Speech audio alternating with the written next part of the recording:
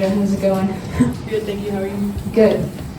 I'll start with the obligatory. How's your knee feeling, and are you full go or still managing? Yeah, no, my knees feel really good, and I've been full go for a little bit now.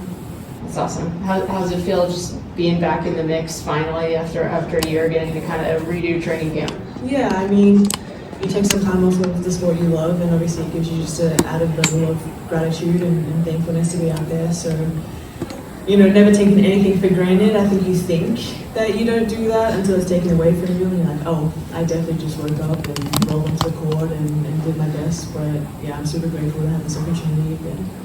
And then just what are your goals for yourself and for this team this year? Yeah, personal goal for myself really is to be the best leader I can. Obviously, we're super young, and I don't know what everyone's definition of a vet is, but I'm not sure if it's year one or year two player.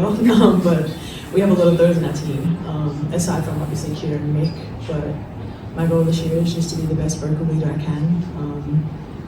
And also just have that reciprocated. Like, we want to have the relationships where they can ask me questions, but I want to ask everyone else questions. I don't care if you've played how many minutes, how many games. That's kind of the culture and the relationship that we want to build, is have that direct communication. Thank you. Hey Georgia. Okay. How are you doing? Good. Long process to get back out there on the court. What was it like when you were able to be out there and actually participate in the ways that you want to participate? I mean, obviously it felt amazing. I think the best part about it was kind of one day it was just like, all right, contact, here we go. I wouldn't want it any other way. Like, you know, you kind of prep someone for it, you start freaking out. But it was cool to just build up to that moment, and really been on a roll ever since that day I really got the all good to go. You kind of touched on it, but not many vets, no vets in the point guard room. If any, it would be kind of you.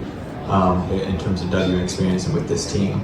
So for you, how are you kind of approaching that? Because you still haven't stepped foot in a game yet. Yeah. How can you be that leader without that type of experience? Yeah, I mean, obviously you're talking about having the experience on the court, and that's still yet to come for me, obviously, but I think, you know, just leadership-wise, IQ, vision, you know, I sat a lot of times behind the bench, able to have those conversations and cultivate those relationships with the coaches, but the players. I'm ready for it. You know, there's no shortage of me or in confidence that doesn't think that I'll be able to adapt and adjust.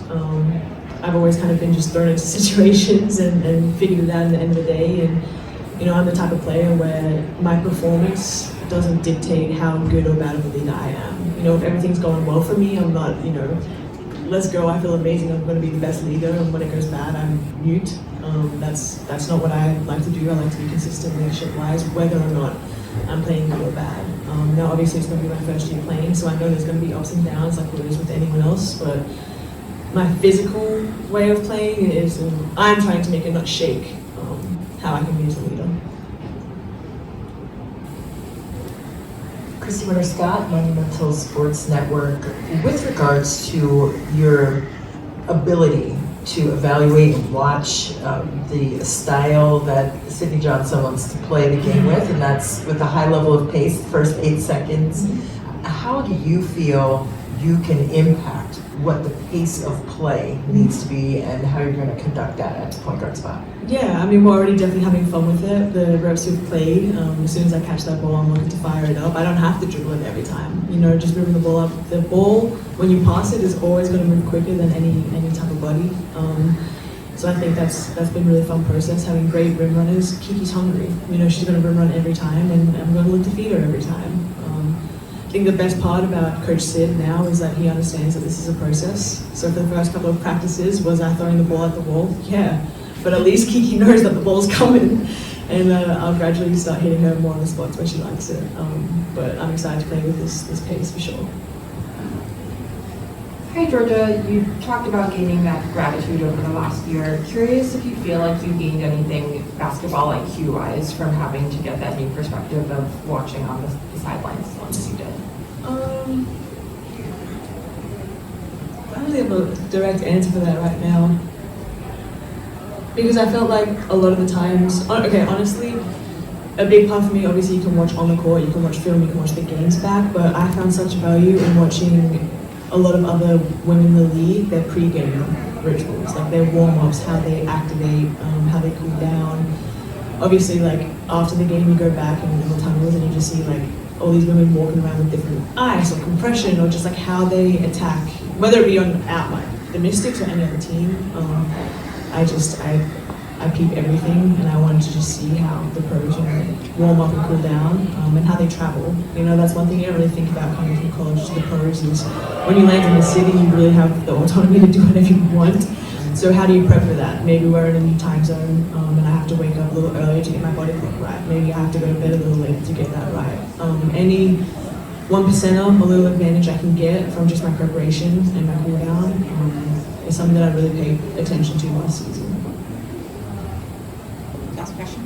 Hey Georgia, Carl Baltimore, District of Buckets. I know you talked a little bit about working with Kiki, but how excited are you to have the multitude of front court options that you have as a point guard, and how does that impact the way that you look at the game going forward? Yeah, no, I'm super excited. Obviously, we drafted a lot of height, but especially, I'll shout out Cody because her ability to get downhill is amazing. It's only going to collapse defense. We can collapse a lot of defense and play a lot of inside-out basketball just by having post presence like we do, or people who can attack. Someone like Sonia who can cut behind you and catch people off guard. As a point guard, obviously passing opportunities arise, but as a shooter, my defense is probably going to turn their heads a little bit or suck in a little bit. It's only going to make me more open for my shooting opportunities. So we're going to play a lot of unselfish basketball, and our ball movement is something we're going to take pride in, and it's because we have those options.